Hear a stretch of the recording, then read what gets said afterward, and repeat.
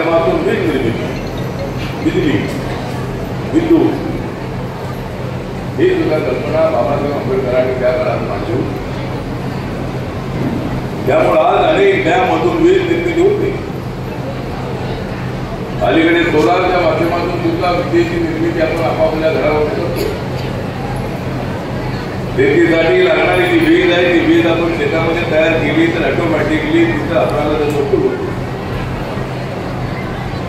त्यामुळे सोलारची जी काही विद्युत उत्पादन आहे ते सुद्धा बाबासाहेब आंबेडकर हे शेतकऱ्यांचा विचार करणारे होते. सगळा देश जो आहे तो सगळा देश शेतकऱ्यांवरती अवलंबून आहे. या ठिकाणी दुसऱ्या देशाची चतुर्थ 2022 मध्ये मला त्या ठिकाणी बोलवण्यात आलं होतं. प्राईम मिनिस्टर ऑफिस तिथं पाठवलं होतं. 2 वर्षानंतर पुन्हा मला आपल्या ठिकाणी आणि आनंदाची गोष्ट ही आहे की ते 500 शेतकरी जे उपस्थित आहेत त्याच्यामध्ये जवळजवळ 250पेक्षा जास्त महिलाच उपस्थित आहेत. महिला शेतकरी जे आहे त्या महिला शेतकऱ्यांना जास्तीत जास्त आपण प्रतिक्रिया करतो. अनेक वेळेला आमची भगिनी विधवा होते, अनेक वेळेला हार्ट अटॅकने आजारपणामुळे कॅन्सरचा रोग हा शहरापेक्षा खेड्यामध्ये जास्त आपल्याला आढळतो. महिलांमध्ये जास्त आपल्याला हा रोग आढळतो.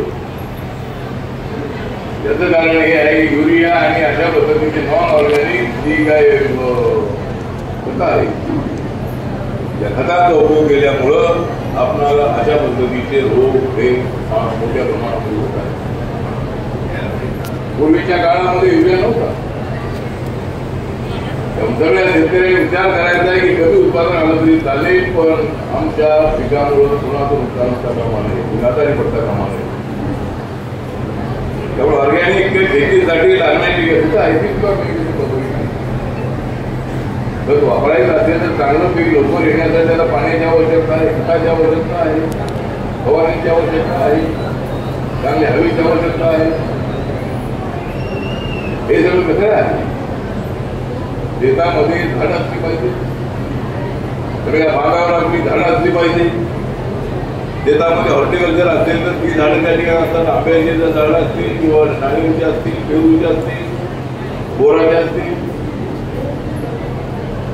लिंबूची असतील, अशा पद्धतीचं झाडं जी आहे ती झाडं हॉर्टिकल्चरमध्ये आपण लावली पाहिजे.